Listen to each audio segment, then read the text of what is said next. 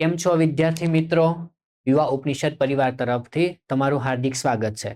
આપણે જ આજે કે ભાઈ જીપીએસસી દ્વારા યોજાયેલ કે ભાઈ ડીવાયએસઓ ન્યાય મામલતદારની જે પરીક્ષા જેનું આયોજન 1/8/2021 રોજ થયેલું, એના આગળના આપણે બીજા વિષયનું સોલ્યુશન પણ જોયું અને આજે આપણો જે વિષય જે વિજ્ઞાન અને ટેકનોલોજી એના સોલ્યુશન વિશે વિચારશું. ઓકે, પ્રથમ પ્રશ્ન આપણો છે કે પરમાણુ રિએક્ટરના બાબતે નીચેના પૈકી કઈ જોડીઓ સાચી રીતે જોડાયેલી છે? અચ્છા, પરમાણુ રિએક્ટર તમે જોશો તો તરત જ આપણને છે કે ન્યુક્લિયર રિએક્ટરની છે કે ભાઈ યાદ આવે, પણ એમાં જો અમુક આપણે જો વિચારતા હશું તો પછી ત્યારે તરત જ દેખાય કે ભારતમાં કયા કયા પ્રકારના ન્યુક્લિયર રિએક્ટર હોય અને એની સાથે સૌથી વધારે જોડાયેલી બાબત કે ન્યુક્લિયર રિએક્ટરના અમુક મહત્વના ભાગો કયા. તો એમાં તમે જોઈ શકો છો પાર્ટ પેર લખેલું છે નાભિ કે કોર, કે જે મેન સેન્ટ્રલ પાર્ટ છે કે જે સૌથી વધુ ઈંધણ ધરાવે છે એઝ અ ફ્યુલ અને ઉર્જા ઉત્પાદન માટે જરૂરી ઉષ્મા પેદા કરે છે. તો યાની કે આપણને ખ્યાલ છે કે ન્યુક્લિયર રિએક્ટરનો જે સૌથી મેન કોર ભાગ હોય છે એ હોય છે નાભિ, કે જેની અંદર તમે છે કે એઝ અ ફ્યુલ એમાં તમે ઇનપુટ કરી અને તમે છે કે ફિશન યાની કે ન્યુક્લિયર વિખંડનની પ્રક્રિયા ચલાવતા હો છો તો એમાં જ સૌથી વધુ ઈંધણ હશે, રાઈટ? અને એના આધારે તમને છે કે વધુ ઉષ્મા પેદા થાય, યાની કે પ્રથમ વાક્ય તમારું સાચું થશે. ન્યુટ્રોન પોઈઝન યાની કે તમે નીચે લખેલું જોઈ શકો છો કે ભાઈ ન્યુટ્રોન એબ્ઝોર્પ્શન ક્રોસ સેક્શન, યાની કે ભાઈ છે કે ભાઈ એક મોટા ન્યુટ્રોનને શોષવા આડછેદ સાથેનો પદાર્થ છે. તો આ બાબત તમે જોશો કે ભાઈ અમુક વાર સાંભળવામાં આવતી પણ હોય, ના પણ આવતી હોય, કેમ કે આને આપણે ડેઈલી લાઈફમાં તમે આ રીતે યુઝ કરતા નથી. એના માટે તમે એક વર્ડ વાપરો છો જેનું નામ છે કંટ્રોલ રોડ, યાની કે તમે નિયંત્રક સળિયા તરીકે વાપરો છો ને એનું જ બીજું નામ છે ન્યુટ્રોન પોઈઝન અથવા ન્યુટ્રોન એબ્ઝોર્બર. કે આપણને ખ્યાલ છે કે ભાઈ એનો ઉપયોગ શા માટે થાય કે તમારી જો ક્રિટિકલ કન્ડિશન ઉપર છે કે ન્યુક્લિયર રિએક્ટર છે પહોંચી જશે તો એને કંટ્રોલ કરવા માટે તમે શું કરશો કે ન્યુટ્રોન છે એબ્ઝોર્બ કરશો, જે તમે બોરોન અને કેડમિયમના સળિયાનો ઉપયોગ કરો છો એ જે છે તમારું ન્યુટ્રોન પોઈઝન, કે જે એક મોટા ન્યુટ્રોનને શોષવા માટેનો એક પદાર્થ છે. તે વાઇટ પણ સાચું થશે. અચ્છા, થર્ડ વન છે તમારું કુલન્ટ. કુલન્ટ જે તે વધારાની ઉષ્મા પરિવર્તિત કરવા એઝ અ ટ્રાન્સફર અથવા સ્થળાંતરિત થાય તેને દૂર કરે છે. કે તમે વાંચશો તો તરત જ દેખાશે ભાઈ કુલન્ટનો ઉપયોગ છે કે તમે કરો છો કઈ રીતે કે તમારી જેટલી પણ એનર્જી છે એ કોર પાર્ટમાંથી છે કે તમે છે કે પ્રોડ્યુસ કરી છે એને ડાયરેક્ટલી તમારે છે કે ભાઈ ઇલેક્ટ્રિસિટી પ્રોડક્શન અથવા અન્ય ઉપયોગ માટે લઈ જવા માટે તમે એ એનર્જી એબ્ઝોર્બ કરવા માટે તમે કુલન્ટનો ઉપયોગ કરો છો. તો દૂર કરવાનું તો વાક્ય આવશે જ નહીં, યાની કે તમારા 1 અને 2 એ સાચા થશે ન્યુક્લિયર રિએક્ટરમાં. ને તમે જોઈ શકો છો આપણો આન્સર છે 1 અને 2. સરળતાથી સમજી શકીએ છીએ એવા વિધાનો છે. અચ્છા, નીચેના પૈકી કયા વિધાનો સાચા છે? અહીંયા તમને કમ્પેરિઝન આપવામાં આવી છે.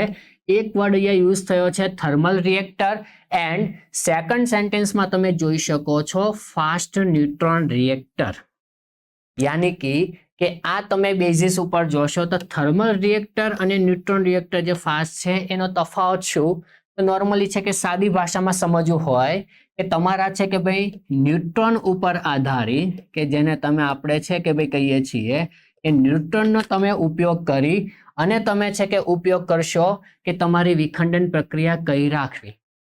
એમાં તમે જોઈ શકો જો તમારી ન્યુટ્રોનની સ્પીડ છે એ મોડરેટ લેવલ ઉપર હશે અથવા ધીમી હશે તો તમારો ન્યુટ્રોન થશે થર્મલ રિએક્ટરમાં ઉપયોગ, અને તમારા જો છે કે ભાઈ ન્યુટ્રોનની સ્પીડ છે એ સૌથી વધારે હશે યાની કે ફાસ્ટ ન્યુટ્રોન તરીકે ઓળખાશે, એટલા માટે તો નામ આપ્યું છે ફાસ્ટ ન્યુટ્રોન રિએક્ટર. આમાં જોઈ લઈએ કે ભાઈ ઈંધણના વિચ્છેદનને ચાલુ રાખવા ધીમા પડેલા અથવા થર્મલ ન્યુટ્રોનનો ઉપયોગ થાય છે, રાઈટ? જે આપણે ચર્ચા કરી કે જેમાં સ્પીડ હશે હંમેશા સ્લો અથવા ધીમી. પછી તમે જો છો ભાઈ ફાસ્ટ ન્યુટ્રોન રિએક્ટરમાં તમે બાંધવા અને છે કે ભાઈ અઘરા છે અને ચલાવવા એના કરતા બી ખર્ચાળ છે, બીકોઝ ઓફ કે તમારા જે થર્મલ રિએક્ટર છે એમાં એક પાર્ટ તમે વાપરો છો જેનું નામ છે મોડરેટર. મોડરેટરનો તમે ઉપયોગ શા માટે કરો છો? કારણ કે જે છે કે તમારે જરૂરિયાત પ્રમાણેના તમારા ન્યુટ્રોન છે એની છે કે ભાઈ ગતિ જો ફાસ્ટ હોય તો એને કંટ્રોલ કરવા અથવા એની ગતિ મોડરેટ કરવા યાની કે ધીમી કરવા માટે તમે એનો ઉપયોગ કરો છો. એટલે થર્મલ રિએક્ટરમાં તમે મોડરેટરનો ઉપયોગ કરો છો, પરંતુ ફાસ્ટ રિએક્ટરમાં એનો ઉપયોગ નથી થતો. એટલા માટે છે જો મોડરેટરનો ઉપયોગ થતો નથી તો સમટાઈમ એવું બની શકે કે તમારી આ રિએક્શન છે એ એકદમ છે કે ક્રિટિકલ કન્ડિશન ઉપર પહોંચી જાય. કારણ કે ક્રિટિકલ કન્ડિશન ઉપર પહોંચશે તો હાઈલી ફ્યુલ છે એ કન્ઝ્યુમ થશે અને હાઈલી એનર્જી તમને છે કે પ્રોડ્યુસ થશે. એટલા માટે એને બાંધવા અને એને મેનેજ કરવા પણ એનાથી વધારે ખર્ચાળ છે. તો આ પણ આપણે જોઈ શકીએ. થર્ડ સેન્ટેન્સ છે કે ભાઈ લાઇટ વોટર રિએક્ટર, કે જેને આપણે શોર્ટમાં કહેતા હશું LWR અથવા VVER, જે આપણે શબ્દ વાપરે છે વોટર એનર્જી રિએક્ટર. તો એમાં છે કે કુલન્ટ અને ન્યુટ્રન મોડરેટર તરીકે હેવી વોટરના બદલે સામાન્ય પાણીનો ઉપયોગ થાય છે. આ વાક્ય પણ સાચું છે. એટલા માટે તો એને વોટર રિએક્ટર તરીકે નામ આપવામાં આવ્યું છે. અચ્છા, તો પ્રશ્ન થાય કે સર ઇન્ડિયામાં આપણે આ ત્રણેય પ્રકારના છે રિએક્ટર કે નહીં? તો કઈ નહીં, જોઈ લઈએ કે થર્મલ રિએક્ટરમાં તમે વાત કરો કે જ્યાં તમે ઉપયોગ કરો છો મોડરેટરનો, તો મોડરેટર તરીકે જે તમે વસ્તુ વાપરી છે તો તમારી પાસે ઇન્ડિયામાં તમે કહેશો તો એક છે બોઇલિંગ વોટર રિએક્ટર, જે આપણું પ્રથમ કહેવાય છે કે ભાઈ યુએસએ દ્વારા વિકસિત હેલ્પથી આપણે વિકસિત કરેલું છે. ત્યાર પછી તમારું કહેવાય છે કે ભાઈ તારાપુર અને અપ્સરામાં તમને જોવા મળ્યું હતું એ. બીજું હતું તમારું PHWR યાની કે પ્રેશરાઇઝ હેવી વોટર રિએક્ટર, કે એમાં પણ તમને એનો ઉપયોગ દેખાશે. ત્યારબાદ તમે જોઈ શકો છો કે ભાઈ આગળ જતા આપણી પાસે ફાસ્ટ બીડર રિએક્ટર પણ છે ને એ છે તમારું છે FBR, કે જે તમે કહેશો કે તમારું છે ઝડપી ન્યુટ્રન રિએક્ટર, કે એમાં તમે મોડરેટરનો કોઈ પણ ઉપયોગ કરતા નથી. એટલા માટે એ તમારું છે ફાસ્ટ ન્યુટ્રોન રિએક્ટર. અને લાસ્ટમાં LWR, કે જે રશિયન ટેકનિકથી તમે એનો ઉપયોગ કરેલો છે અને ઇન્ડિયામાં કુડેક એના આસપાસ છે કે એના પ્લાન્ટ બી આપણે મેળવેલા છે. એટલે એમાં તમે આ ત્રણ સેન્ટેન્સ છે એ ખરેખર આપણે જોઈએ તો સાચા છે. એટલે આન્સર થશે ડી. ઓકે, નવા પ્રશ્ન તરફ જઈએ કે ભાઈ આંતરરાષ્ટ્રીય સુનામી માહિતી કેન્દ્ર હોનોલુલુ ખાતે આવેલું છે. આ હોનોલુલુ શહેર ખાલી જગ્યામાં આવેલ છે. હવે તમે કહેશો કે ભાઈ નીચે ઓપ્શન કઈ રીતના આપેલા છે? તો ઓપ્શન છે તમારી પાસે એટલાન્ટિક મહાસાગર, દક્ષિણી સમુદ્ર અને હિન્દ મહાસાગર, અને છેલ્લો ઓપ્શન છે ઉપરોક્ત પૈકી એક પણ નહીં. જો લોજિકલી વિચારશો તો તમારી પાસે આ આંતરરાષ્ટ્રીય છે કે ભાઈ રાષ્ટ્રીય માહિતી કેન્દ્ર આવેલું છે. નોર્મલી તમે કહેશો કે તમારા ટ્રોપિકલ ઝોનની પાસે યાની કે વિષુવવૃત્તની આસપાસ તમે નજીક, ત્યાં પણ તમે જોશો કે ભાઈ આ આવેલું છે હવાઈ ટાપુ પર, કે હવાઈ ટાપુ પાસે તમે જોશો તો દેખાશે. તો ખરેખર તમે જોશો તો હવાઈ ટાપુનું જો સ્થાન નક્કી કરવામાં આવે તો તમને છે કે ભાઈ ઉપર એક આપણો ખંડ દેખાશે, એ હશે તમારો ઉત્તર અમેરિકા. નીચે એક ખંડ તમે જોશો એ હશે દક્ષિણ અમેરિકા. પછી તમારો આ બાજુનો જે સાગર છે ને ત્યાર પછી તમારો અહીંયા એશિયા પોર્શન, અને નોર્થ નીચે જોશો તો તમારો ઓસ્ટ્રેલિયા પોર્શન દેખાશે. યાની કે તમારો આ મહાસાગર છે કયો છે? એ છે તમારો પ્રશાંત મહાસાગર યાની કે પેસિફિક. હવે ઓપ્શન સેટ કરીએ, કેમ કે એટલાન્ટિક તો પોસિબલ છે નહીં, કેમ કે એસ આકાર નહીં, તે બાજુ છે નહીં તમને, તો આ છે નહીં. હિન્દ મહાસાગર બી સેટ નથી, દક્ષિણી સમુદ્ર બી સેટ નથી, તો તમારો આન્સર છે પેસિફિક સાગર, ઉપરોક્ત પૈકી એક પણ નહીં. ઇન્ડિયામાં પણ આપણી પાસે છે કે ભાઈ સુનામી માહિતી કેન્દ્ર જે હૈદરાબાદમાં આવેલું છે, જે તમે સાંભળ્યું હોય. અને આપણને છે કે ભાઈ ઇન્ડિયન ઓશનિક જે આપણે ટેકનોલોજીના આધારે છે કે તમારા સુનામી કંટ્રોલ માટે અને એલર્ટ માટે છે કે વોર્નિંગ સિસ્ટમ છે હૈદરાબાદથી આપણે કંટ્રોલ કરવામાં આવે છે. ઓકે, એક નવા પ્રશ્ન તરફ જઈએ કે નીચેના પૈકી કયા વિધાનો સાચા છે? અહીં તમને જોઈ શકો છો www યાની કે વર્લ્ડ વાઇડ વેબ, જે ઇન્ટરનેટની સરખામણીમાં સોફ્ટવેર લક્ષી વધુ છે. અચ્છા, બીજું ઇન્ટરનેટ પ્રાથમિક રીતે હાર્ડવેર રીતે આધારિત છે. હવે આમાં તમે જોઈ શકો છો કે તમારી પાસે બે પ્રણાલી છે. એક તમે કહેશો www યાની કે બે વર્લ્ડ વાઇડ વેબ, અને બીજું તમારી સાથે જોડાયેલું છે એ છે ઇન્ટરનેટ. શું તફાવત હોઈ શકે? તમે નોર્મલી સાંભળ્યું હશે કે તમારો www છે યાની કે વર્લ્ડ વાઇડ વેબ છે, એમાં તમે અમુક વાર એક શબ્દ વાપરો છો HTML લેંગ્વેજનો ઉપયોગ કરો છો, અને સાથે એમાં તમે એક પ્રોટોકોલ છે એ યુઝ કરો છો HTTP. સાથે સાથે તમે ઇન્ટરનેટ સાથે જો જોડાયેલું હોય તો એમાં તમે એક વર્ડ સાંભળ્યો હશે ટીસીપી અથવા આઈપી ઇન્ટરનેટ પ્રોટોકોલનો યુઝ થાય. તો એક તો તમે જોશો કે ભાઈ આમાં છે કે ઇન્ટરનેટ પ્રોટોકોલનો યુઝ થાય છે, યાની કે તમે છે કે આમાં ઇન્ટરનેટ સાથે તમારે કનેક્ટ કરવું હોય તો તમારે હાર્ડવેરની કોઈ જરૂર પડશે જ. કારણ કે છે કે તમારું ઇન્ટરનેટ ક્યાં કનેક્ટેડ હોય છે તો તમે કહેશો કોઈ સર્વર છે, સેટેલાઇટ છે, રાઉટર છે, પીસી છે વગેરે, ત્યાં એને કનેક્શન કરવું પડશે. એટલા માટે હાર્ડવેર આધારિત છે અને તમારે આ WW યાની કે તમે કહેશો વર્લ્ડ વાઇડ વેબને કનેક્ટ કરવા માટે પણ ઇન્ટરનેટ માધ્યમની જરૂર પડશે. અને આ આખું જનરલી જોડાયેલું છે તમારું સોફ્ટવેર બેઝ પર, એટલા માટે સોફ્ટવેર લક્ષી વધુ છે અને છે કે ઇન્ટરનેટની સાથે તમે જોશો તો હાર્ડવેર આધારિત તમને જોવા મળશે. અચ્છા, ઇન્ટરનેટ પ્રોટોકોલ ઇન્ટરનેટ મારફતે પ્રસારિત થયેલા ડેટા લગતા છે, એ પણ સાચી છે, આપણે જોઈ લીધું છે. ઇન્ટરનેટ સાથે જોડાયેલો આઈપી પ્રોટોકોલ ઇન્ટરનેટનું પ્રથમ કાર્ય કરવા યોગ્ય રીતે પ્રોટોટાઇપ જે અપરાનેટની વાત કરવામાં છે 1980ના દાયકાના અંતમાં ઉભરી આવ્યું. આ વાત તદ્દન ખોટી છે કે એ વાત સાચી છે કે ભાઈ ઇન્ટરનેટનું પ્રથમ કાર્ય કરવા માટે આપણું પ્રોટોટાઇપ છે કે અપરાનેટ હતું, પરંતુ એની જો વાત કરવામાં આવે તો એ આપણને 69માં જોવા મળશે, નહીં કે 1980. એટલા માટે તમારું આ સેન્ટેન્સ થશે ખોટું, યાની કે તમારા સાચા જવાબ કયા થશે? ફક્ત 1, 2 અને 3. ત્યાર પછી ચર્ચા કરીએ સૌથી ચર્ચામાં રહેલ મુદ્દો, એ છે બ્લોકચેન ટેકનોલોજી. એ ખરેખર છે કે તમે જોશો તો સોફ્ટવેર આધારિત નોર્મલી તો આની ચર્ચા વારંવાર થતી હશે. ત્યારે જોવું છે કે ભાઈ આ બ્લોકચેન ટેકનોલોજી, એનું જ બીજું નામ તમે જોશો તો તમને દેખાશે ડિસ્ટ્રીબ્યુટેડ લેઝર ટેકનોલોજી, રાઈટ? એનું જ બીજું નામ છે. અથવા તમે બીજું જોશો કે ભાઈ બ્લોકચેન ટેકનોલોજી સમજવા માટે ગૂગલ ડોક્યુમેન્ટ છે એની છે કે સમરૂપતા તમને જોવા મળશે. આ એ રીતનો કન્સેપ્ટ છે કે જેમ તમે ગૂગલ ડોક્યુમેન્ટ છે તે ડોક્યુમેન્ટમાં જે રીતના ડેટા તમે ઇનપુટ કરી શકો છો, પછી આ જ ફાઇલ છે ડોક્યુમેન્ટની, એને તમે ટ્રાન્સફર બી કરી શકો છો, શેર બી કરી શકો છો, એડિટ બી કરી શકો છો. એ જ વ્યવસ્થા તમને આ રીતની જોવા મળશે એમાં. એટલા માટે છે કે એને સમજવા માટે સમરૂપ છે, એ પણ રાઈટ છે. અને આ ટેકનોલોજીમાં દરેક ચેન બહુવિધ બ્લોકનું બનેલું હોય છે અને દરેક બ્લોક પાયાના 3 તત્વો ધરાવે છે. અથવા આ તમારું એક બ્લોક છે, એમાં તમને 3 પોર્શન એ દેખાશે. એમાં ફર્સ્ટ તો તમે જોઈ શકો છો એ જ છે કે જેને તમે કહેશો નોન્સ, સેકન્ડ હશે તમારી પાસે હેશ, એન્ડ થર્ડ હશે તમારી પાસે માઇન.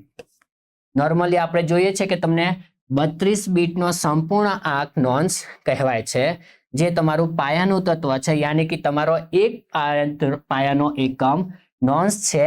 એ છે કે ભાઈ એક 32 બીટમાંથી છે એક કેરેક્ટરની રચના કરે છે અને એ પર્ટિક્યુલર એક છે કે તમારા અંક સાથે જોડાયેલો હોય છે. ત્યાર પછી તમારું બીજું છે હેશ, કે એને તમારે કનેક્ટ કરવા માટે તમે જોશો અને ડેટા છે કે અલગ અલગ રીતે સ્ટોર થશે. અને તમારે જો ન્યૂ બ્લોક તમારે સેટ કરવો હશે અથવા એ પ્રોસેસને કહેવામાં આવે છે માઇનિંગ, એટલે કે બીજા સાથે કનેક્ટ કરવા માટે, તો એના માટે તમારે માઇનની જરૂર પડશે. તો બરોબર છે, 3 તત્વો જરૂરી છે. એમાં તમારે 32 બીટની જરૂર પડે છે નોન્સમાં અને 132ની જરૂર પડશે તમારા હેશમાં. એટલે આ તમારા જે સેન્ટેન્સ છે 3 એ તમને જોવા મળશે.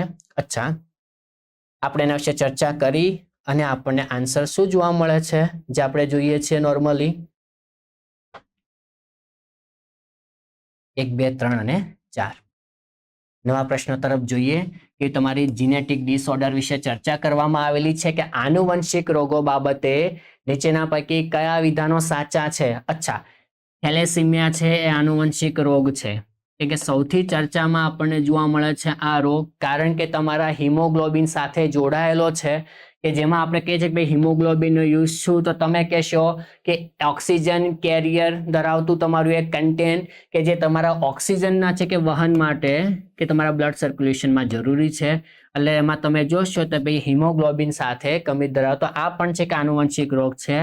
કારણ કે તમે જોશો કે ભાઈ આમાં પણ છે કે તમારા જીનના આધારે છે કે તમારા છે કે ટ્રાન્સફર થતો હોય છે. એટલે તમે છે કે ભાઈ આ પણ થેલેસેમિયા આનુવંશિક રોગ છે. બીજું, અલ્ઝાઇમર રોગ એ બહુઘટકીય આનુવંશિક વારસો છે। યાની કે તમે જોશો કે તમારા જીન હોય છે એમાં તમે હંમેશા જોશો તો બે પ્રકારના જીન હોય છે, એક તમારા ડિટર્મિનિસ્ટિક હોય છે, બીજા તમારા જીન હોય છે રિસ્ક જીન હોય છે। બંનેની અંદર છે કે થોડા ઘણા તફાવતોને લીધે બહુઘટકીય રીતે તમારો છે કે આ રોગ છે એ તમને આગળ જોવા મળતો હોય છે। યાની કે ભાઈ ભૂલી જવું કે બીમારી તમારી છે કે સંવેદનશીલ અંગોને છે એ જોડાયેલો છે અને તમારી યાદશક્તિ સાથે પણ જોડાયેલું। બીજું છે રંગસૂત્રીય રોગો, રંગસૂત્રોની સંખ્યામાં અથવા માળખામાં કોઈ પણ ફેરફાર કારણે થાય છે, એ પણ રાઈટ સાચી છે। ક્રોમોઝોમ સાથે જોડાયેલા કે એમાં કોઈ પણ સ્ટ્રક્ચરમાં ફેરફાર થશે તો એના સાથે જોડાયેલા એ રોગો થશે। ત્યાર પછી જો પરિવારના માત્ર સ્ત્રી સભ્યોથી જ હિમોફિલિયા સિન્ડ્રોમના વાહકો છે, કારણ કે એ તમારું જોડાયું છે ક્રોમોસોમ એક્સ સાથે। કેમ કે તમે જુઓ છો કે ફિમેલમાં હોય છે XS, પુરુષોમાં આપણે મેલમાં જોઈએ XY, કે એક્સ કન્ટેન્ટ સાથે તમારું જોડાયેલું હોય છે હિમોફિલિયા। એટલા માટે તમે નોર્મલી જોશો કે ભાઈ માત્ર વાહક તમને છે એ સ્ત્રીના છે કે હિમોફિલિયા સિન્ડ્રોમના વાહકો જોવા મળે। એટલે તમારા ચારે સેન્ટેન્સ તમને સાચા દેખાશે, જે કન્સેપ્ટ વાઇઝ આપણે જોઈએ છીએ। એટલે કે તમે જોઈ શકો છો કે આન્સર આપણને શું દેખાશે, 1, 2, 3 અને 4। ઓકે, નીચેનામાંથી કયા વિટામિન B12 ની છે કે ડિફિશિયન્સી યાની કે ઉણપના લીધે લક્ષણો જોવા મળશે? એક તમને આપેલું છે કે તમે ન્યુરોલોજીકલ લક્ષણો યાની કે સંવેદનાત્મક અથવા મોટરની ઉણપનો સમાવેશ થાય છે। બીજું હતાશા, ચિત્તભ્રમ, ડિપ્રેશન, ડિમેન્શિયા એ મિથેનોઇનના છે કે ઓછા ઉત્પાદન લીધે થતું હોય છે। અને ત્રીજું છે તમારા જઠરાંતરીય યાની કે ગેસ્ટ્રોઇન્ટેસ્ટિનલ જે લક્ષણો છે, જે કબજિયાત અને હળવા ઝાડા માટે જે જરૂર છે થાય છે, એ તમને છે જોવા મળશે। યાની કે B12 ની ઉણપથી આ દરેક તમને છે એ લક્ષણો જોવા મળશે। કે એક તો તમારા છે કે ન્યુરોન સિસ્ટમ સાથે જોડાયેલી જે પ્રણાલી છે આપણી સિસ્ટમ, કે એની સાથે જે તમારા મોટર છે એને છે કે ભાઈ છે કે સંવેદના આપવા માટે જરૂરી છે। એટલા માટે ડાયરેક્ટલી તમે કહેશો કે ન્યુરોલોજીકલ લક્ષણો છે કે એમાં છે કે તમને મોટર છે તેની ઉણપ થઈ જશે। બીજું તમને છે કે ભાઈ જો તમે B12 ની ઉણપ હોય તો તરત જ તમને છે કે મેન્ટલી કંટ્રોલમાં છે કે ભાઈ તમને છે કે ન્યુરોન્સમાં એમાં છે કે પ્રોબ્લેમ આવશે, જેના લીધે તમે કહેશો ચિત્તભ્રમ થયું, કે કોઈ પણ વસ્તુને સમજવા કે છે કે ભાઈ એમાં સરળતા નહીં રહે પરંતુ કન્ફ્યુઝિંગ યાની કે તમને ચિત્તભ્રમ જેવી, અથવા તમને કહેશો ડિપ્રેશન છે, ગભરાટ છે વગેરે, એ પણ તમને થઈ શકે। એ મિથેનોઇનના છે ઓછા ઉત્પાદન કે જેના માટે B12 જરૂર છે। અને લાસ્ટમાં જે કહેવાય છે કે જો તમને છે કે ભાઈ B12 ની ઉણપ હોય તો ભૂખના આધારે તમે કહેશો કે એના આધારે તમને છે કે કબજિયાત છે કે કોન્સ્ટિપેશન જેવી પ્રોબ્લેમ પણ થઈ શકે છે। એટલે તમારા ત્રણેય જે સેન્ટેન્સ છે એ આપણને સાચા જોવા મળે છે। ઓકે, ECG સૌ પરિચિત છે આ વર્ડથી કે ભાઈ ઇડિયોકાર્ડિયોગ્રાફ, જાણો કે કાર્યરીતિ બાબતે કયા વિધાનો સાચા છે? કે ECG હૃદય રોગના ભૂતકાળના હુમલાઓના પુરાવા અને નિદાન ન થયું હોય તો કોઈ પણ હૃદય રોગને શોધી શકે છે। તો યાની કે ભાઈ હૃદય રોગના નિદાન માટે જે પ્રાઇમરી જે આપણી છે જોવા મળે છે એ તમને જોવા મળે છે ECG, ઇલેક્ટ્રોકાર્ડિયોગ્રાફ, ને તરત જ છે કે પ્રાઇમરી આપણે હેલ્થમાં સેન્ટરમાં કે આપણે બતાવતા હોય છે, કે જેના લીધે તમને કે ભાઈ જોવા મળશે કે તમારા છે કે હૃદય રોગ સાથે તો સર કઈ રીતના પોસિબલ છે, તમને જોઈએ એની ચર્ચા। અચ્છા, ECG હૃદયના ખંડોની દિવાલોની જાડાઈની ચકાસી શકતું નથી, એ વાત ખોટી છે। કેમ કે ભાઈ જાડાઈ ચકાસી શકતું નથી યાની કે આપણે જાડાઈ થોડા કે ભાઈ આપણે એના પછી ખંડોના જાડાઈ છે કે ભાઈ એ નોર્મલી તમે કહેશો કે તમારા હાર્ટ છે કે એની સાથે જોડાયેલો તમારું છે કે કન્ટેન્ટ છે ECG, કારણ કે તમારી પાસે એક નેચરલ પેસમેકર છે કે જેનું નામ છે સાઇનસ નોડ, ને ત્યાંથી છે કે તમારે છે કે ભાઈ સર્ક્યુલેશન સાથે જોડાયેલી જે કનેક્ટિવિટી હોય છે ધમની વગેરે સાથે, અને છે કે ભાઈ એ સાઇનસ નોડથી જે વેવ્સ કે તરંગો ઉત્પન્ન થાય છે એને છે કે ભાઈ સ્ટોર કરીને આપણે માહિતી મેળવી, અને ECG છે એ આપણને છે કે ગ્રાફિકલ મોડમાં છે ઇન્ફોર્મેશન પ્રોવાઈડ કરે છે। એટલે આપણને છે કે ભાઈ એ જોશું। ત્યાર પછી તમે જશો એક્સરસાઇઝ કે તણાવ અથવા કસરત દરમિયાન હૃદયની ઇલેક્ટ્રિકલ પ્રવૃત્તિનું પરીક્ષણ કરવા પણ વપરાય છે। એ પણ તમે જોઈ શકો છો કે ભાઈ કોઈ પણ પરિસ્થિતિમાં તમે માપી શકો છો, પરંતુ જાડાઈ ચકાસી શકતું નથી એ આપણે માનવામાં આવશે નહીં, કારણ કે ભાઈ ECG છે તમારું છે કે ભાઈ પ્રાઇમરી કન્ડિશન તરીકે તમે છે કે ભાઈ સાઇનસ નોડ પાસે જે તમારા તરંગો છે એને ગ્રાફિકલ ઇન્ડિકેશનમાં તમે એને નોટ કરો છો। યાની કે તમારું કયું છે માત્ર 1 અને 3 એ વિધાન તમારું સાચું થશે। હવે આગળના પ્રશ્ન તરફ જઈએ। જવાબ સાચો છે 1 અને 3। હવે જોઈએ કે રક્તકણો બાબતે નીચેના પૈકી કયા વિધાનો સાચા છે? અચ્છા, લાલ રક્તકણોનું આયુષ્ય આપણને 120 દિવસ છે એ હોય છે, એ બાબત બી સાચી છે. ત્યાર પછી આપણે જોઈએ છીએ કે ભાઈ રક્તકણોમાં 120 દિવસ જીવે છે, આપણે બે વાંચ્યું પણ હોય અથવા આપણે સમજીએ પણ છીએ. શ્વેત કણોનું આયુષ્ય 12 થી 20 દિવસ છે, આમાં થોડો ડાઉટ છે, કેમ કે આપણે એવું સાંભળેલું હોય કે આપણા જે શ્વેત રક્તકણો છે નોર્મલી એ તમે કહેશો કે ભાઈ કહેવાય છે કે ભાઈ આપણા રોગ પ્રતિકારક શક્તિ સાથે જોડાયેલા હોય છે, સૌથી ઓછું આયુષ્ય ધરાવે છે, એટલા માટે તમે એમાં જોશો કે અમુક દિવસો ઓછા જીવે. પરંતુ એનું આયુષ્ય તમે જ્યારે લિમ્ફમાં વાત કરવામાં આવે, યાની કે આપણું જે લસિકા તંત્ર છે એમાં જો એની ચર્ચા કરવામાં આવે તો એમનું આયુષ્ય તમને 12 થી 20 દિવસ જોવા મળે છે, પછી એ નાશ પામે છે લસિકા તંત્રમાં. લાલ રક્તકણો રોગકારક જીવાણુઓ સામે લડવા માટે એન્ટીબોડીઝ ઉત્પાદન કરે છે, એ વાત ખોટી. કે તમારા લાલ રક્તકણો છે એ એન્ટીબોડીનું નિર્માણ નહીં કરી શકે, એના માટે તો તમે કહો છો કે તમારા લ્યુકોસાઇડ યાની કે ભાઈ શ્વેત કોષો છે એની જરૂર પડે છે, જેના સાથે રોગ સામે લડવા માટે તમે છે કે તમને મળે છે, એટલે આ સેન્ટેન્સ ખોટું થશે. પછી શ્વેત રક્તકણો શ્વસન વાયુ અને માનવ શરીરના જુદા જુદા ભાગો સુધી પરિવહન કરવા માટે મદદ કરે છે.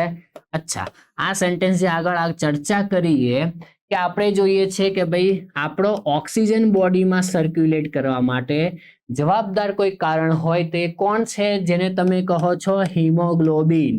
અને આ હિમોગ્લોબિન છે ડાયરેક્ટલી છે કે ઓક્સિજન સાથે છે કે ભાઈ રિએક્ટ કરી અને આપણે કહીએ છીએ બ્લડ સર્ક્યુલેશનના માર્ગેથી દરેક કોષો અને અંગો સુધી ઓક્સિજન પહોંચાડે છે. પરંતુ આપણે ખબર છે કે હિમોગ્લોબિનમાં લોહ તત્વ છે, એના લીધે જ આપણે કહીએ છીએ કે ભાઈ લાલ રક્તકણો ધરાવે અને હિમોગ્લોબિનની કમી છે એટલા માટે એ છે કે ભાઈ શ્વેત રક્તકણો, એટલે એમાં હિમોગ્લોબિન જ નહીં હોય તો પછી એ વાયુઓને છે કે ભાઈ માનવ શરીરના જુદા જુદા ભાગો સુધી કઈ રીતના લઈ જઈ શકશે? યાની કે તમારું એ સેન્ટેન્સ બી ખોટું થશે, એટલે તમારો સાચો જવાબ શું જોવા મળશે? માત્ર 1 અને 2.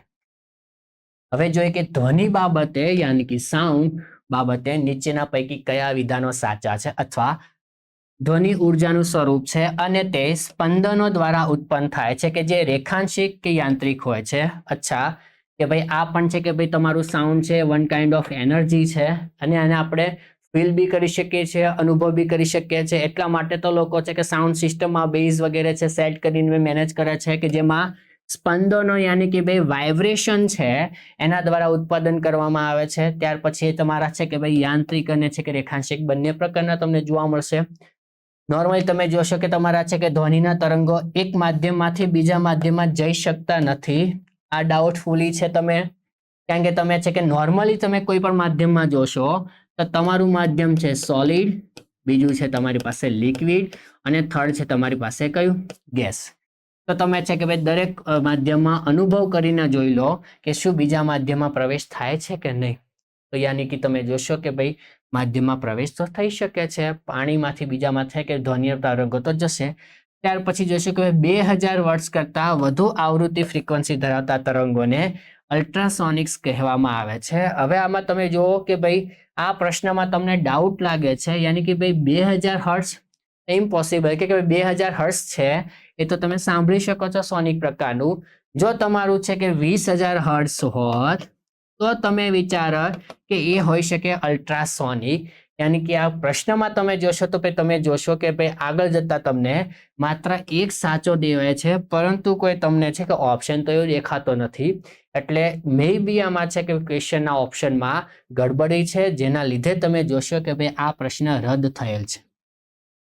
કેમ કે તમે અહીંયા ભૂલ એ દેખાય છે કે અહીંયા 20000 હર્ટ્ઝ હોવો જોઈએ, અહીંયા છે કે બીજા માધ્યમમાં જઈ શકતા નથી, એ વાત ખોટી છે, કારણ કે ત્રણેય માધ્યમમાંથી સાઉન્ડ છે એ પસાર થઈ શકે છે. એટલે માત્ર ઓપ્શન એક સાચો છે, પણ એ રીતનો કોઈ ઓપ્શન પણ નથી, એટલે આ પ્રશ્ન છે રદ થયો હતો.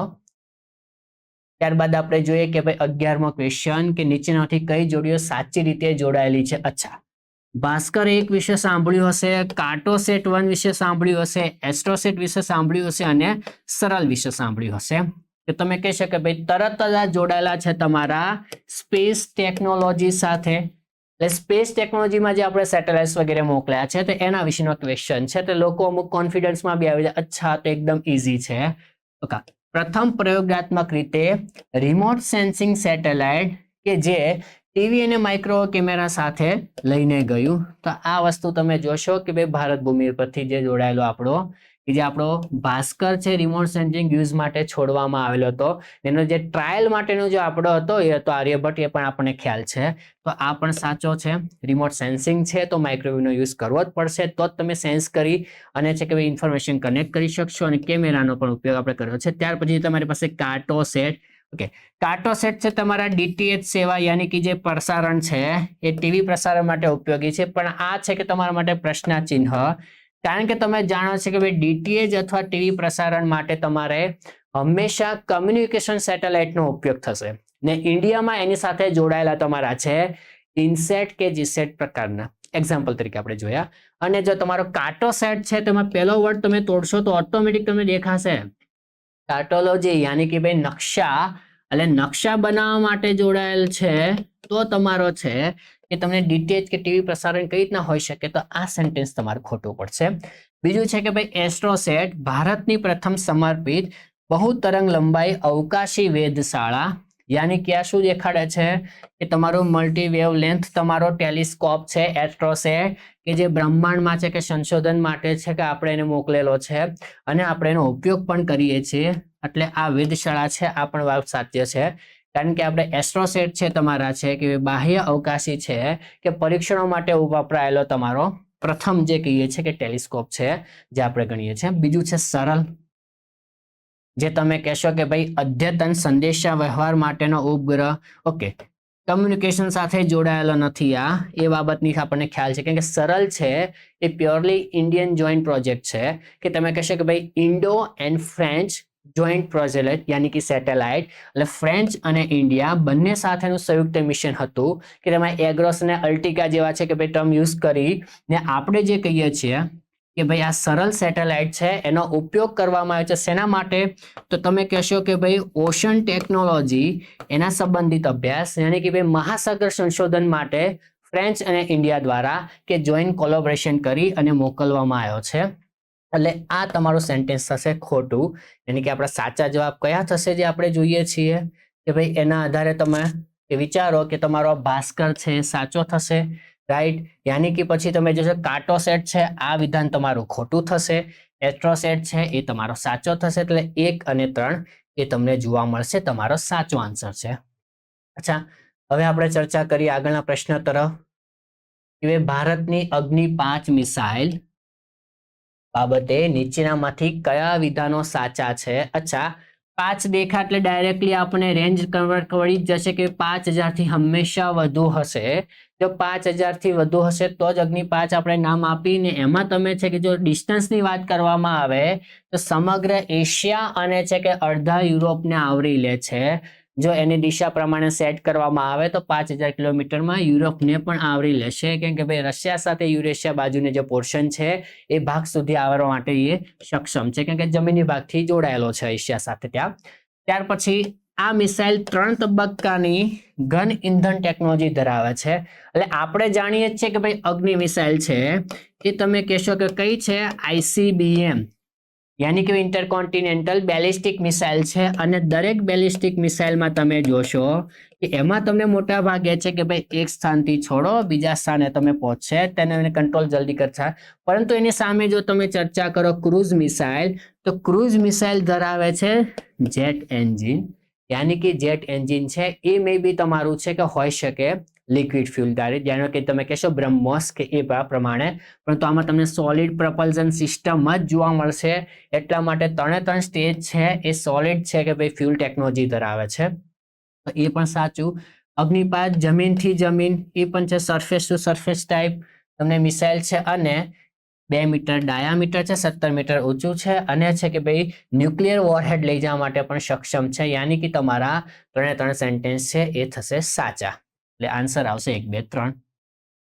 પછી આપણે જોઈએ કે ભાઈ ખાવાની કુકીઝ વિશે ચર્ચા નહીં થાય. આ છે કોમ્પ્યુટરના કુકીઝ, કે કોમ્પ્યુટરમાં કુકીઝ જે સ્ટોર થતા હોય છે નોર્મલી, તેના બાબતે કયા વિધાનો સાચા છે. તો તમે જોઈ શકો છો કે HTTP કુકીઝ બેઝ ડેવલપરનું વધુ વ્યક્તિગત અને સુગમ વેબસાઇટ મુલાકાતમાં મદદ કરે છે. એનો મતલબ કે તમને ડાયરેક્ટલી શું કહેવા માંગે છે કે કુકીઝ તમને છે કે ભાઈ વેબસાઇટની મુલાકાત માટે મદદ કરે છે. અચ્છા, સમજીએ પછી આગળ જોઈએ. કુકીઝ અંગત માહિતીને દટાયેલો ખજાનો પણ હોઈ શકે, પરંતુ તે ગુનેગારની જાસૂસી કરવામાં ઉપયોગી કરતું નથી. તો એ વસ્તુ કઈ રીતના જોઈએ? એક બાજુ એવું કે છે કે ભાઈ મુલાકાત લેવામાં મદદ કરે છે, એ હોઈ શકે, પરંતુ તે જાસૂસી કરવા દેતું નથી. ઇમ્પોસિબલ કે તમે કુકીઝ જો તમારા શું છે તેની ચર્ચા કરીએ કે તમે કોઈ પણ વેબસાઇટની મુલાકાત લો છો અથવા કોઈ પણ જગ્યાએ તમે છે કે વિઝિટ કરી, તો એના કુકીઝ ડાયરેક્ટલી જનરેટ થઈ જતા હોય છે કે તમારા HTTP મીડિયમમાં, ને એમાં તમે જો છો કે તમારી એ માહિતી તમને સ્ટોર મળે છે, જેથી તમે છે કે ફરીથી એ વેબસાઇટની તમારે વિઝિટ કરવી છે તો એનો તમે ઉપયોગ કરી શકો છો. એટલે જાસૂસી કરવા દેતું નથી, તો એ તમને કંઈ ખાસ જોવા મળશે નહીં. પછી જ્યારે નવી વેબસાઇટની મુલાકાત લો ત્યારે તમને ઓળખી શકાય તે માટે કુકીઝ બનાવવામાં આવે છે. તો એ વાક્ય પણ સાચું થશે, યાની કે તમારા 1 અને 3 બંને સાચા થશે. ત્યાર પછી ચર્ચા કરીએ કે જ્યારે ધૂળ આંખમાં જાય છે ત્યારે જે ભાગ સોજાવાળો અને ગુલાબી થઈ જાય છે તેને શું કહે છે? હવે તમે આંખની રચનામાં તમે જોતા જ હશો કે ભાઈ આ રીતનો તમે ભાગ આંખની જે ચર્ચા કરવામાં આવે ત્યારે જો ધૂળ અને જતું હશે તો તમને આસપાસનો જે આ ભાગ છે કે એમાં ઉપરથી તમને અમુક સિલિન્ડર સ્નાયુઓ જોવા મળશે. તો જે વ્હાઇટ પારદર્શક જે તમારો નેત્ર સ્તર છે એ તમારો ગુલાબી થઈ જતો હશે, તો એ તમારો છે કંજક્ટિવા યાની કે નેત્ર સ્તર. ઓકે, કોર્નિયા ભાગ તો જોડાયેલો હશે નહીં, એ તો થશે નહીં. કોરોઇડ કે તમારો શ્વેત પટલ એ પણ છે કે લાલ થતો નથી નોર્મલી, પણ એ ભાગ તમારો છે કંજક્ટિવા યાની કે નેત્ર સ્તર છે તે ગુલાબી થઈ જાય છે. ત્યાર પછી આપણે ચર્ચા કરીએ કે આગળમાં નેત્ર સ્તર તમારું છે કે ભાઈ એ છે કે ગુલાબી થઈ જાય છે. અચ્છા, હવે આપણે જોઈએ કે નીચેનામાંથી કઈ જોડીઓ સાચી રીતે જોડાયેલી છે. અચ્છા, આ સ્પેસ ટેકનોલોજી સાથે જોડાયેલું ટર્મ છે, એટલે તમને છે કે પ્રોબ યાની કે અવકાશયાન અને એનો શું મોટિવ કે હેતુ છે એના વિશે ચર્ચા કરવામાં આવી છે. પહેલું છે તમારું કેસીની હ્યુજેન્સ, સેકન્ડ છે મેસેન્જર, વોયેજર 1 and 2. ઓકે, કેસીની જે વાત કરવામાં આવે તો એ દેખાડવામાં છે શુક્રની ફરતે પરિભ્રમણ અને પૃથ્વી પર માહિતી મોકલ્યો, પરંતુ તમે જાણો છો કે ભાઈ શુક્ર ઉપર કેસીની જોડાયેલું નથી. કેસીની તમારું જોડાયેલું છે તમારા શનિ માટે, જે આપણે કહીએ છીએ કે નાસા દ્વારા છોડાયેલું છે. મેસેન્જર છે એ પણ બુધના નકશા તૈયાર કરવા માટે છે, એ પણ સાચું છે. ને વોયેજર છે જે વોયેજર કહીએ છીએ એ પણ બાહ્ય સૌરમંડળમાં પ્લુટોથી આસપાસ આગળ તમે સંશોધન માટે તમારું જોડાયેલો છે. યાની કે તમારું આ સેન્ટેન્સ છે ખોટું થશે, એટલે તમારો સાચો આન્સર થશે 2 અને 3. ત્યાર પછી 2024માં સુધી ચંદ્ર ઉપર પ્રથમ મહિલા અને પછીના પુરુષને ઉતરવામાં નાસામાં આયોજન કરવામાં મિશનનું નામ. અચ્છા, આ તમારું મિશન છે કે ચંદ્ર ઉપર પહેલા છે કે તમારા છે એક મહિલા એસ્ટ્રોનોટ એન્ડ સેકન્ડ જે મેલ એટલે કે પુરુષ એસ્ટ્રોનોટ ઉતરવાના છે, તો એ તમારું છે કે જૂનો તો છે ને એની સાથે જોડાયેલું. ત્યાર પછી વોયેજર તો બાહ્ય બ્રહ્માંડ સાથે, એપોલો તો એકદમ પ્રારંભિકનો હતો પ્રોજેક્ટ, એ તમારો પ્રોજેક્ટ છે જેનું નામ છે આર્ટેમિસ, કે જે જોડાયું છે તમારા ચંદ્ર ઉપર પ્રથમ મહિલા અને પછી પુરુષોને ઉતારવા માટે નાસાનું જે આયોજન કરેલું મિશન. ત્યાર પછી આપણે જે કે ભાઈ ઈ પ્રમાણ જે સરકાર દ્વારા જે આપણે કહીએ છીએ કે ભાઈ ઇલેક્ટ્રોનિક્સ અને સૂચના પ્રૌદ્યોગિકી વિભાગ DETI દ્વારા રજૂ કરવામાં આવેલી સેવા છે, એના મુખ્ય ઘટકો શું છે? એટલે એ પ્રમાણમાં તમે જોશો કે તમારા જે ડોક્યુમેન્ટ છે એ અપલોડેશનની સાથે જોડાયેલી જે આપણી કહેવાય કે સુવિધા, કે એમાં પહેલું સ્ટેપ છે ઈ પ્રમાણીકરણ, એની કે ભાઈ ઈ ઓથેન્ટિફિકેશન, કે એમાં શું દેખાડે છે કે ભાઈ ઈ પ્રમાણીકરણને બાકાત રાખતા ડાઉટ એ છે કે ઓથેન્ટિફિકેશન કરવાનું છે તો હંમેશા તમારું પ્રમાણીકરણને ઓથેન્ટિકેશન કરવા માટે એનું વેરિફિકેશન થવું કમ્પલસરી છે. તો બાકાત કઈ રીતના રાખી શકે? પછી છે તમારું સિંગલ લાઈન છે કે ભાઈ સાઇન ઇન, એટલે સાઇન ઓન કરવામાં આવે છે. એના પછી ત્રીજું છે આધાર, આધારિત છે ઓળખપત્ર ચકાસણી. એટલે તમારા 3 સેન્ટેન્સમાં તમે જોશો તો આ 2 તો કમ્પલસરી રાઈટ છે, પરંતુ ઈ ઓથેન્ટિફિકેશન રાઈટ છે, પરંતુ એના કાઉસમાં આપે છે બાકાત રાખતા રિસ્ટ્રિક્ટ કરતું નથી, પરંતુ છે કે એનું વેરિફિકેશનમાં એ કરે છે. એટલા માટે તમારા 3માં જોશો તો 2 અને 3 સાચા છે, 1માં છે ખોટું વિધાન જોવા મળશે. તમારું સાચું છે 2 અને 3. ત્યાર પછી જોઈએ ઓપ્ટિકલ ફાઇબર કે જેને ગુજરાતીમાં કહે છે પ્રકાશ તંતુ, અને ઓપ્ટિકલ ફાઇબરનો તમે મોસ્ટ ઓફ અત્યારે યુઝ બી ધીમે ધીમે વધી રહ્યો છે, તેના વિશે ક્વેશ્ચન છે. ઓપ્ટિકલ ફાઇબર મોટા ભાગે અવાજનું વહન કરવા માટે છે કે વપરાય છે, તો આ તમારા અવાજ પ્રવહન માટે વપરાતું નથી, પરંતુ તમે કહેશો કે તમારી ઇન્ફોર્મેશન છે કમ્યુનિકેશનમાં એનો ઉપયોગ થાય છે કે તમે સારી ઇન્ફોર્મેશન છે એને તમે કન્વર્ટ કરો છો લાઇટમાં, યાની કે પ્રકાશ માધ્યમમાં, એટલે તો નામ છે ઓપ્ટિકલ વર્ઝન, યાની કે પ્રકાશીય જે કહેશો તમે તંતુ, એટલા માટે અવાજનું વહન કરવામાં સક્ષમ નથી. અચ્છા, કે ભાઈ ઓપ્ટિકલ ફાઇબરમાં સંકેતોનું પ્રસારણ સંપૂર્ણ આંતરિક પરાવર્તન કે ટોટલ ઇન્વર્ઝન રિફ્લેક્શન જે પ્રોસેસ છે કે એના દ્વારા તમે જોઈ શકો છો કે ભાઈ આ રીતના છે કે નોર્મલી છે કે તમે છે કે પ્રકાશના કિરણોને છે પૂર્ણ આંતરિક પરાવર્તન પ્રોસેસથી કે તમે એક સ્થાનેથી બીજા સ્થાને મોકલી શકો છો, અને આપણને ખબર પણ છે કે પ્રકાશની જે સ્પીડ છે સૌથી વધારે છે નોર્મલી 3 × 10⁻⁶, એટલા માટે એનો ઉપયોગ કરવામાં આવે છે. ત્યારબાદ જોઈએ કે ઓપ્ટિકલ ફાઇબરનો ઉપયોગ દૂરસંચાર અને કમ્પ્યુટર નેટવર્કિંગ માધ્યમ તરીકે થાય છે. તો એ થયું આપણું નોર્મલી તમારું કમ્યુનિકેશન અને નેટવર્કિંગ મદદથી છે કે ઓપ્ટિકલ ફાઇબરનો ઉપયોગ પણ કરીએ છીએ. અને ભારતમાં જો વાત કરવામાં આવે તો ભારતમાં એનો સૌપ્રથમ ઉપયોગ પણ આપણે પુણેમાં કર્યો હતો. ત્યારબાદ તમે જોશો કે મધ્યપ્રદેશ એ પ્રથમ એવું રાજ્ય છે જે નેટવર્કિંગ ઇન્ટરનેટ માધ્યમમાં કે ભાઈ ઓપ્ટિકલ ફાઇબર નેટવર્કનો ઉપયોગ પણ કર્યો છે, અને આપણને છે કે એ બાબત પણ સાચી જોવા મળશે. આપણા માટે સાચો આન્સર આવશે 2 અને 3.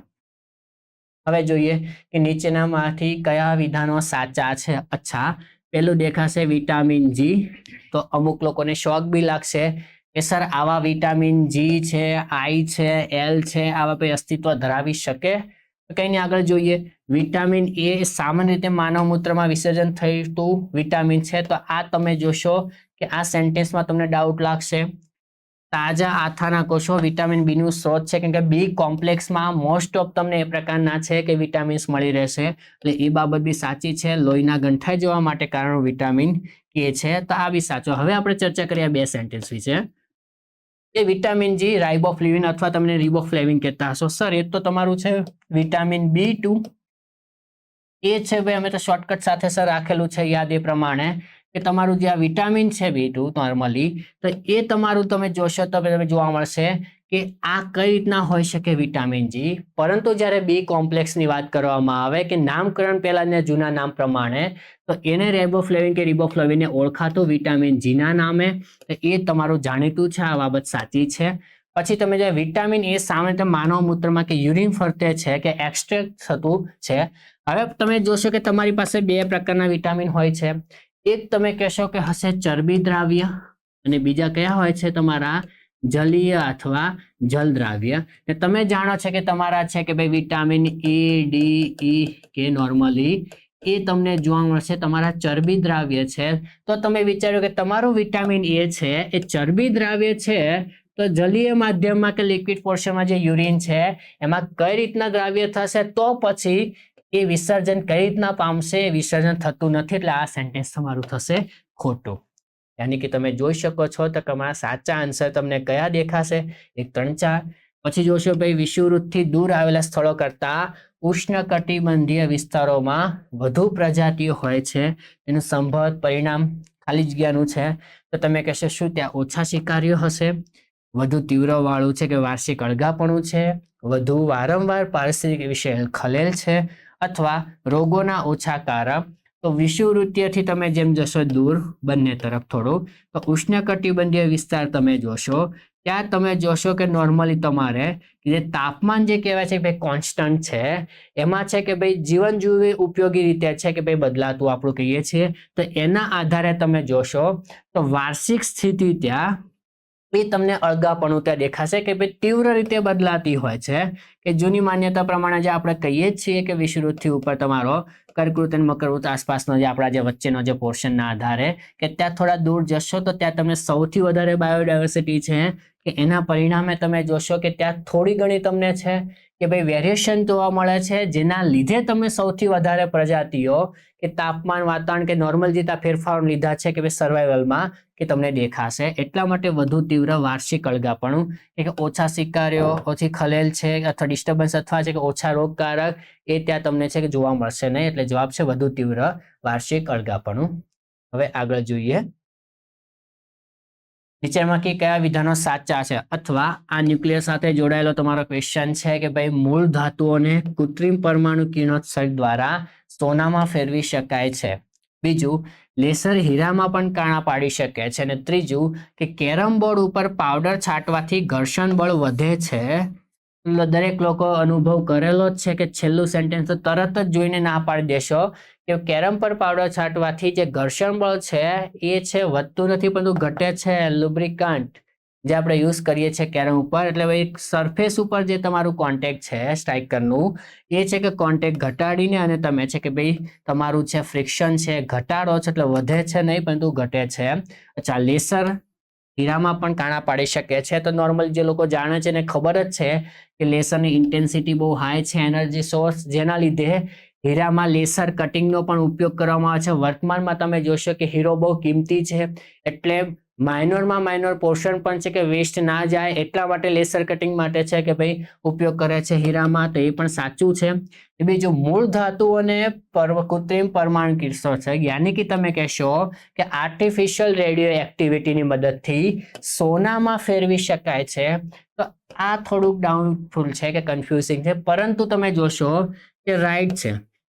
કેમ કે તમે આમાં જોશો સોનામાં તમે જોશો તો એમાં તમને પ્રોટોનની સંખ્યા દેખાશે 70, યાની કે તમે કહેશો એનો પરમાણુ ક્રમાંક છે એટોમિક નંબર એ 70 છે. અથવા આપણને ખબર છે કે તમે કોઈ પણ ન્યુટ્રોનને છે કે વધારી કે ઘટાડી શકવા માટે સક્ષમ છો. તમારી પાસે વિખંડનની કે વગેરે પ્રક્રિયાઓ છે કે જેની મદદથી તમે છે કે ભાઈ મૂળ ધાતુઓને કે કૃત્રિમ પરમાણુ કિરણોત્સર્ગ યાની કે આર્ટિફિશિયલ જે આપણે કહીએ છીએ રેડિયો એક્ટિવની મદદથી એ સોનામાં કન્વર્ટ કરી શકાય છે. એનો પ્રથમ પ્રયોગ થયેલો પણ છે 1941માં ને એમાં તમે જોશો કે હવે એના માટે આસપાસ જોડાયેલા તમે કહેશો, એક તમે કહેશો મર્ક્યુરી, Hg અને તમારી પાસે છે પ્લેટિનમ. આ બંનેમાંથી છે કે તમે સોનામાં રૂપાંતરિત કરી શકો છો એક ન્યુટ્રોન વધારી અથવા એક આપણે કહીએ છીએ ભાઈ પ્રોટોનની સંખ્યાના આધારે કે વધઘટ કરી એનું કન્વર્ટ કરી શકીએ છીએ. એટલે આ બાબત બી સાચી છે. એટલે તમારું છે કે છેલ્લું સેન્ટેન્સ છે ખોટું થશે. સાચો જવાબ તમારો કયો આવશે? 1 અને 2. પ્રજાતિ સમૃદ્ધિ અને સ્થાનિકતાના 36 હોટસ્પોટોની યાદીમાં પ્રથમ ક્રમે રહીને કયો જૈવ વિવિધતા હોટસ્પોટ વિશ્વમાં સૌથી વધુ છે કે વૈવિધ્યસભર હોટસ્પોટ સમાવે છે? એટલે અહીંયા આપણને બાયોડાયવર્સિટીના આધારે કે સૌથી વધારે હોટસ્પોટ કયા વિસ્તારોમાં છે એની માહિતી માટે કીધેલું છે. અચ્છા, તમે ઓપ્શન પહેલા જોઈ શકો છો. તૈયાર દેખાયું છે સિરાડો, કોરોનાડો. ઇમ્પોસિબલ છે કેમ કે ત્યાં આપણને પોર્શન વધારે નહીં દેખાય. ત્યાર પછી ભૂમધ્ય તટ આ હોઈ શકે કે ભાઈ વિષુવવૃત્તિ આસપાસના પ્રદેશ પાસે હોઈ શકે, પણ અહીંયા આપેલું છે બેસિન પ્રદેશ યાની કે ભાઈ તટીય વિસ્તાર પણ બાયોડાયવર્સિટી હોટસ્પોટ છે એ બેસિનથી અંદરના ભાગોમાં પણ હોઈ શકે. પછી જે પૂર્વ મેલેનિયમ ટાપુઓ છે કે ભાઈ એમની સંખ્યા જ મહદઅંશે ઓછી છે, તો એટલા બધા સૌથી વધારે 36 હોટસ્પોટ છે કે ભાઈ તમને જોવા મળે એની ભાઈ સંભવિતતા ઓછી. બીજું છે ઉષ્ણકટિબંધીય એન્ડીઝ. અચ્છા, જે આપણે આગળ પણ વિશ્લેષણમાં ચર્ચા કરી કે ઉષ્ણકટિબંધીય પ્રદેશોમાં સૌથી વધારે તમને છે કે સ્પીસીસ વગેરે જોવા મળે છે. બાયોડાયવર્સિટી હોવાની સંભાવના તમને જો કે ભાઈ આ કે આ બંનેમાંથી એક દેખાઈ શકે, પરંતુ આ બેસિન છે કે તટીય પ્રદેશોની ચર્ચા કરે પરંતુ ભૂમિના અંદરના વિસ્તારોમાં બી હોઈ શકે. એટલે તમે જોશો કે ભાઈ એન્ડીઝ પર્વતમાળા જેમાં ચર્ચા કરવામાં આવે અને તમે જોશો કે ભાઈ આપણો જે કહીએ છીએ કે ભાઈ સાઉથ અમેરિકામાં તો તમે આ પોર્શનથી શરૂઆત થાય છે એન્ડીઝ પર્વતમાળા અને છે કે ભાઈ તમને આ પોર્શન સુધી કે તમે વેનેઝુએલાથી લઈને તમે નીચેના પોર્શન કે બ્રાઝિલ વગેરે છે કે ત્યાં સુધીના અમુક પોર્શનમાં, એટલે આ તમારો સૌથી લાંબો વિસ્તાર છે જે આપણે કહીએ છીએ ખંડમાં કોન્ટિનેન્ટલમાં કે જ્યાં તમને સૌથી વધારે હોટસ્પોટ છે એ જોવા મળશે. અને તમે નોર્મલી છે કે સૌથી વધારે બાયોડાયવર્સિટી પણ ત્યાં જોઈ શકો છો. એટલે તમારો ઓપ્શન જે વિસ્તારના આધારે બી છે અને નંબર ઓફ હોટસ્પોટના આધારે પણ તમારો ઉષ્ણકટિબંધીય એન્ડીઝ તમને એ દેખાશે. હવે આપણે ચર્ચા કરીએ નવા પ્રશ્ન વિશે કે ભાઈ ભોપાલ ગેર દુર્ઘટના બાદ ધોરણોનું પાલન કરાવવા કડક કાયદાઓ ઘડી તે દ્વારા ભારતમાં ઔદ્યોગિક જોખમો ટાળવા માટે કયો અધિનિયમ બહાર પાડવામાં આવ્યો? અચ્છા, દરેક લોકો જાણીએ છે કે ભાઈ ભારતમાં થયેલી દેશ દુર્ઘટના જે આપણી છે એ સૌથી મહત્વની હતી કે જે તમે કહેશો કે ભાઈ એનું થઈ હતી આપણો સમયગાળો છે 1984. તો તમે સમકાલીન જોશો તો એક ઓપ્શન આ બી હોઈ શકે, આ બી હોઈ શકે, પણ આ તો એકદમ દૂરનો ઓપ્શન દેખાય છે.